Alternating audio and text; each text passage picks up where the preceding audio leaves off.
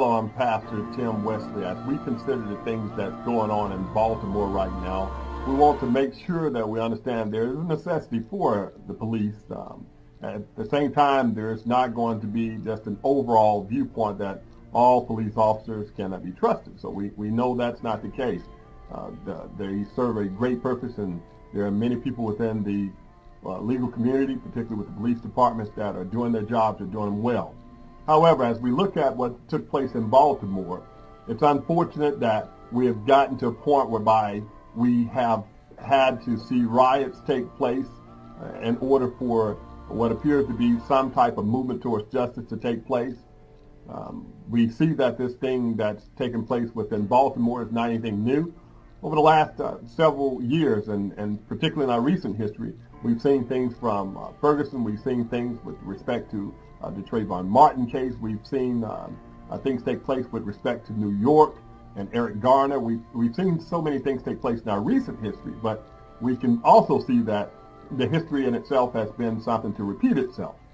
We have to understand that as we look at things taking place in Baltimore, though many may see this as a great victory, we have to not get to a point where we are losing the fact that this is a systematic problem and that civil rights movements have taken place.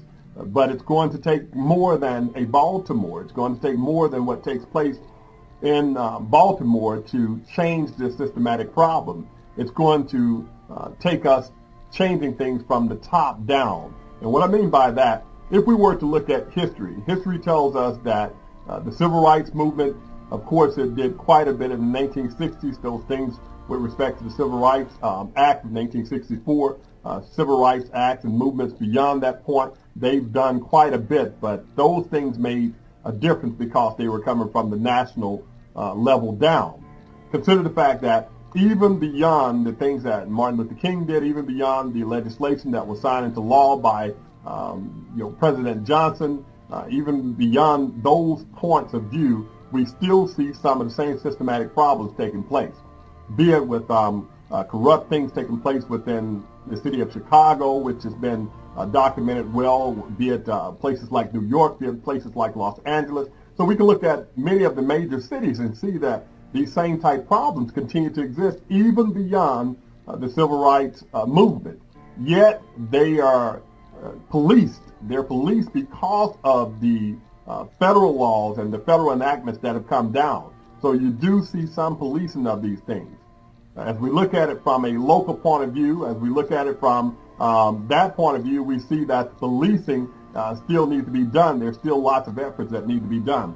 Consider that FBI statistics give us some insight, but not a complete picture of what takes place with police right now.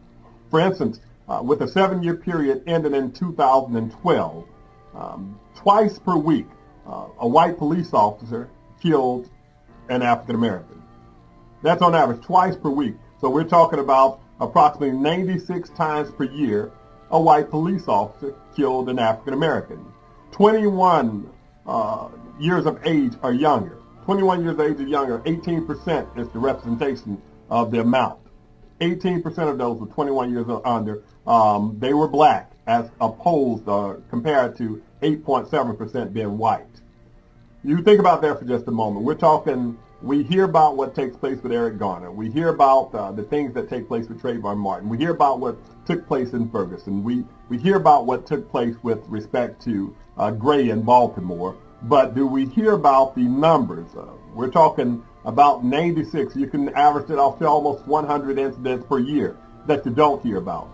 More staggering than that, these numbers that we talk about, these are self-reported numbers, i.e. meaning that not all of the offices, these law offices per se, these institutions, not all are required. None of them, for that matter, are required to report. So these are self-reported numbers. And consider that only about 750 of the 17,000 agencies are reporting. You think about that for a moment. If we have on average 96 instances per year where white police officers are killing black young men, 21 years of age under, at a rate of about 18%, You think about that, and 750 agencies out of 17,000 are reported. Just imagine how much that number would be different if the 17,000 were reporting. And consider that 98%, 98.9% of these instances are stamped as justifiable homicide. So, as I mentioned that we have a systemic problem, we have a systemic problem, and if you consider that many of these cases would not be touched were not for federal laws, then we have to understand that the Fed level has to play a role in this. It has to play a role. We have FBI statistics, but these statistics, again, they're only showing us a fraction of the systemic problem. Again, I have to magnify and highlight the fact that we have about 750 of 17,000 agencies reporting, which means that we have a huge problem that if we don't have things governed from the federal level, if we don't have the federal lawmakers, if we don't have Congress making laws, if we don't have laws passed from that level that's going to regulate what takes place at the local level, then we're going to have a problem. A major problem that continues as we see today. We have to consider that the police departments around the United States, they've been somewhat militarized. We have about a 1,500% increase in the use of SWAT teams as opposed to what it was a couple of decades ago. Many will argue and say that's because the streets are more dangerous, and there may be some validity in that argument. But we also have to understand that we have police officers now that have military-grade weapons that are on the streets now, and many are going into the mentality of us versus them. This thing can be controlled, but we have to have our elected officials become more responsible and also more accountable if we're going to see a change. Some suggestions that we can consider, and this is coming from the local level that's going to be the people that's going to be in charge of electing their congressmen and their senators. They have to begin to speak up. One, we can make it a requirement for all agencies to report. When we talk about 750 or so out of 17,000 agencies reporting, then that is a problem in itself. Why is it that they are not required to report? If these numbers are going to be compiled, because by all means, when you have incidents that take place with police officers and civilians, whether it be just minor incidents or whether it be some type of brutality or killings in this case, then by all means, that's likely been reported to a certain extent to the local police officers, your associations, etc., and departments or agencies, but it does not go beyond that, being reported up to the FBI, again, because it's not mandatory, but this is self-reporting.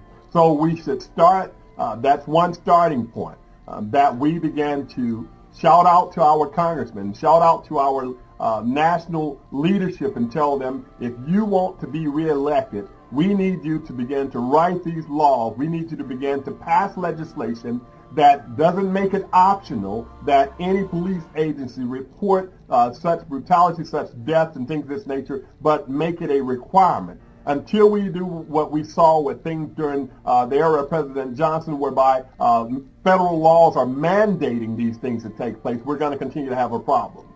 In addition to that, we have to consider the fact that now the use of our National Guardsmen, the use of the National Guardsmen as we see them, they're utilized now to police the people, when during this time of the eras of change, during the heart of the Civil Rights Movement, the National Guardsmen were utilized in order to bring about change that was sent down from the federal level, be it to integrate the schools, things of that nature. We would see that it was going to be National Guardsmen that would be there for protection, for guidance, etc., in order to make sure that the federal laws were implemented. Same thing when it came down to voting rights. You would have the National Guardsmen come in. So we're seeing an opposite of that. We're seeing the National Guardsmen come in to police the people, and back then they were coming in to police the police, to say the least.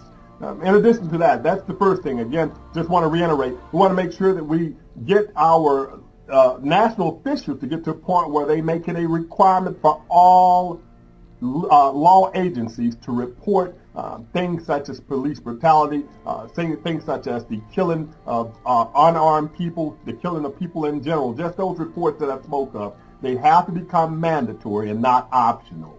Which leads to the second point.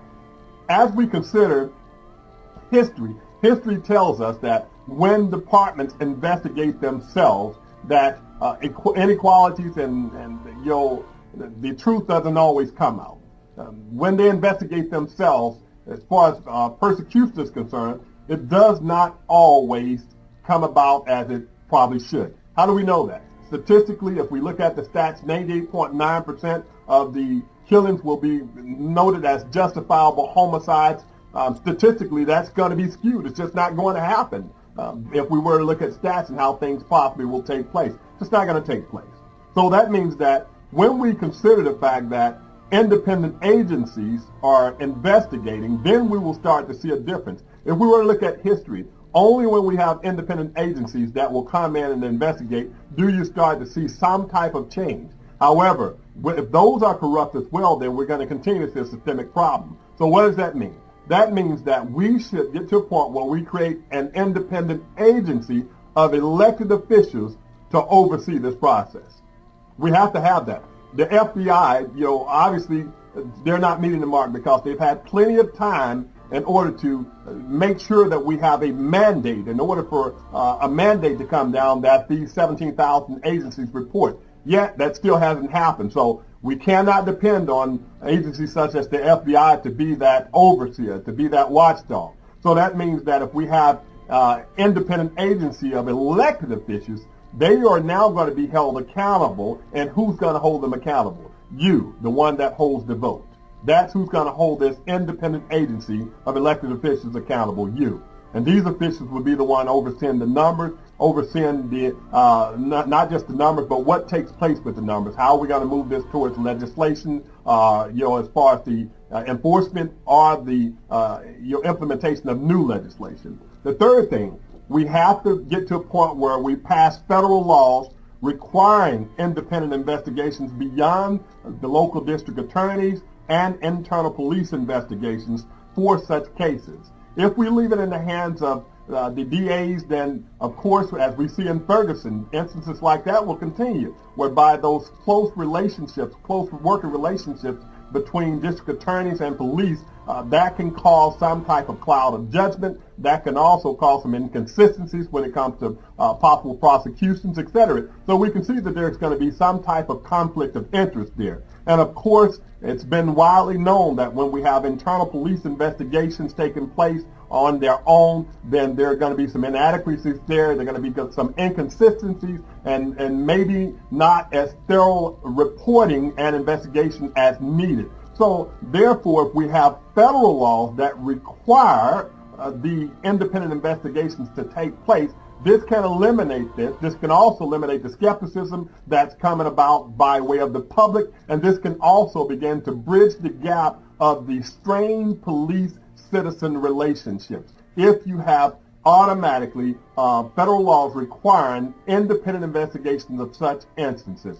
So you have the reporting, you have the independent agencies that's going to oversee the reporting, you have the laws, federal laws that is, that are going to be passed for the independent investigations. And fourthly, you have standards for national, I'm talking about national standards for what constitutes brutality and excessive force. By all means, there has to be some type of way, because of all these lawmakers we have, many of them have law degrees themselves, we have to be able to come up with what constitutes a standard for what is going to be considered brutality and excessive force.